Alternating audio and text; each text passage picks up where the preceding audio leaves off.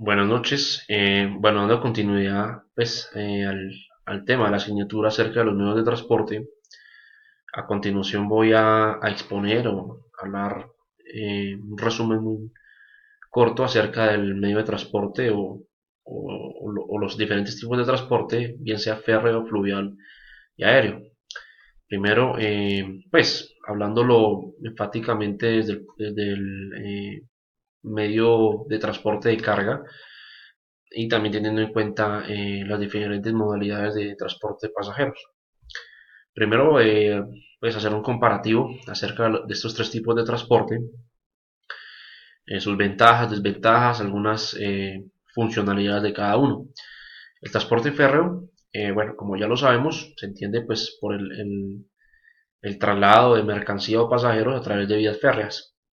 Generalmente lo que comúnmente llamamos como trenes, metros, eh, tranvías, entre otros. Ya más adelante lo estaremos viendo.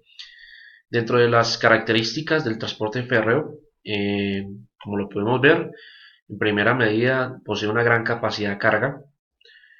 Se utiliza mucho para precisamente el movimiento, el traslado de mercancías muy pesadas a través de a veces hasta de cientos de vagones, lo cual indica que se puede transportar gran cantidad de carga.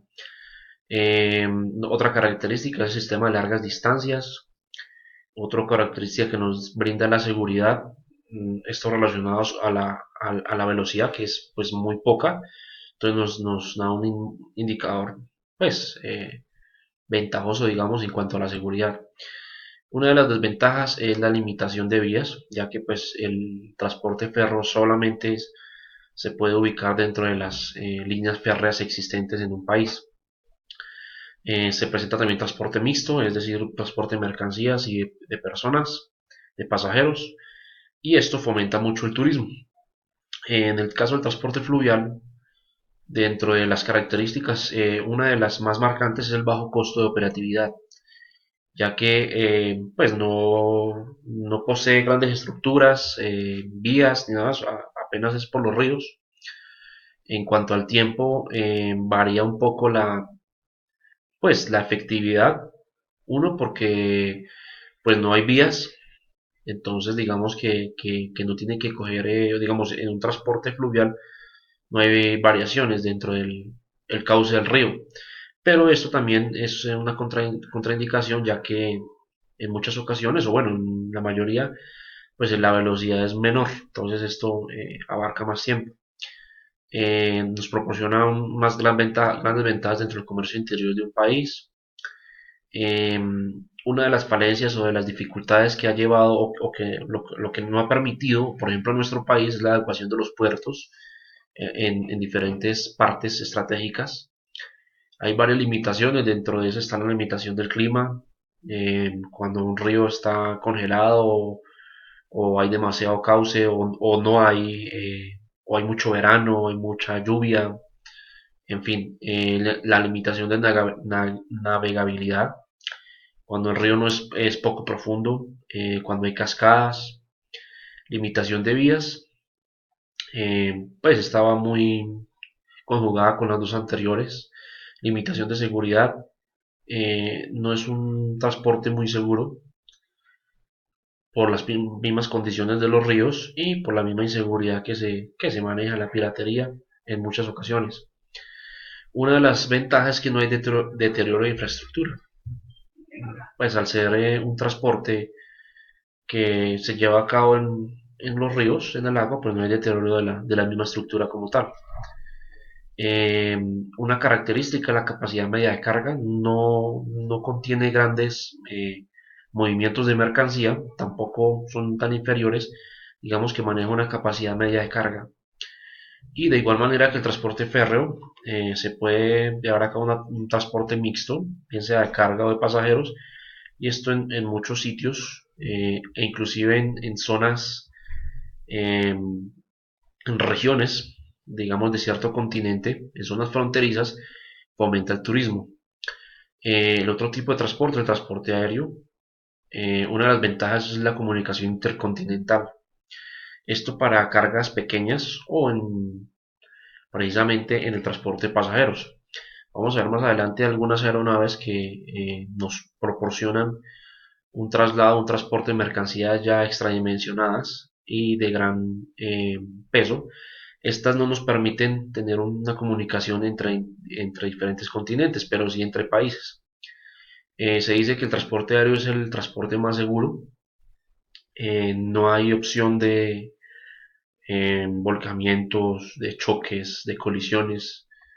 Entonces, por esto, ahora no obstante, sí existen accidentes, pero digamos que en todas las modalidades de transporte es el más seguro. Otra de las ventajas es la optimización de tiempos, gracias a su gran velocidad. Estamos hablando de vuelos comerciales entre 800 y 900 kilómetros por hora. Esto nos proporciona una gran optimización de tiempo. De igual forma como el transporte fluvial y férreo nos proporciona un transporte mixto de pasajeros y de mercancía, y esto proporciona o gestiona el turismo en los diferentes, en este caso, diferentes continentes, diferentes países. También nos da tiene una desventaja, al igual que el transporte fluvial, tiene que ver con la limitación del clima. En este caso, en el transporte aéreo, cuando hay demasiada lluvia, una tormenta eléctrica, eh, e inclusive cuando un volcán está en erupción, hay expedición de demasiada ceniza, pues no se puede eh, pues, volar por la misma, ya que esto afecta a los motores, la visibilidad de los pilotos en general. Esto es alguna de las características y funcionalidades de cada medio de transporte. Vamos a ver los tipos de vehículos férreos según su carga. Están clasificados según su funcionalidad, en este caso vehículos de pasajeros, y más adelante vamos a ver vehículos de mercancía o de carga. Los vehículos de pasajeros en el transporte férreo varían según su funcionamiento y según su estructura. De pronto los tamaños varían algo, no es mucho, pero su principal característica es precisamente su funcionamiento y su estructura. Como podemos ver aquí algunos ejemplos, está el tren de cercanías, que hace referencia a trenes robustos, pesados, y que transportan o que se movilizan generalmente pues, en zonas aledañas a las grandes ciudades. Está el tren ligero, que digamos que puede medir o tener el mismo tamaño que un tren de cercanías, pero su estructura es mucho más liviana, se adecua más a las ciudades y al transporte de pasajeros dentro de las mismas ciudades. Está el tren de levitación magnética, que es una nueva forma de circulación, no a través de rieles, sino a través de un mecanismo de imanes, lo que permite, y esta tecnología lo que permite, o dentro de las ventajas que proporciona, es mayor velocidad. Hay trenes que alcanzan hasta los 500, 600 kilómetros por hora. El tranvía es una modalidad de transporte o de vehículo férreo, generalmente en las ciudades de tamaño pequeño, también mediante vías férreas. Está el funicular, que también se trabaja mediante vías férreas. Son vagones pequeños que generalmente se ubican en, en sitios turísticos.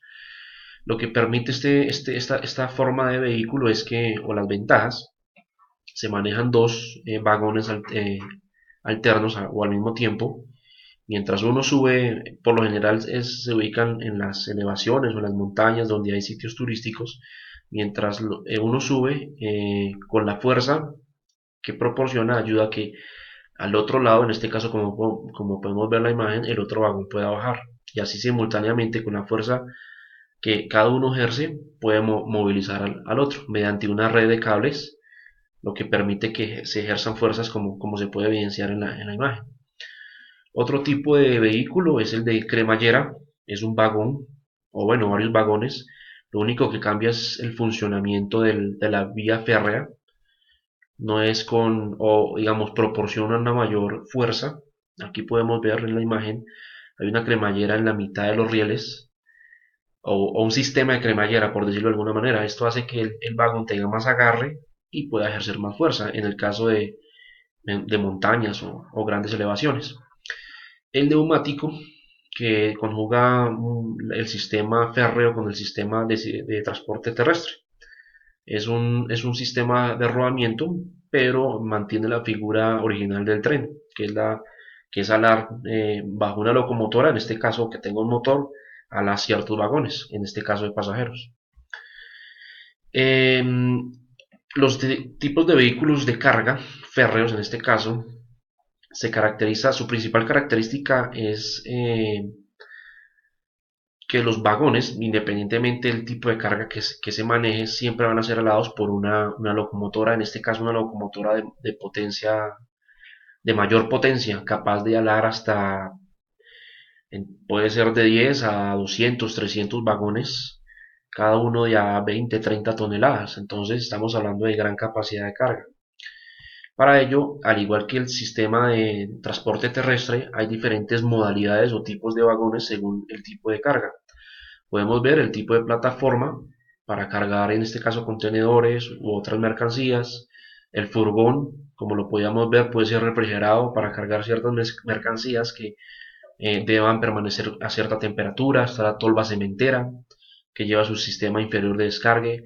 La góndola, que vendría a ser o asumir las mismas veces que un volco.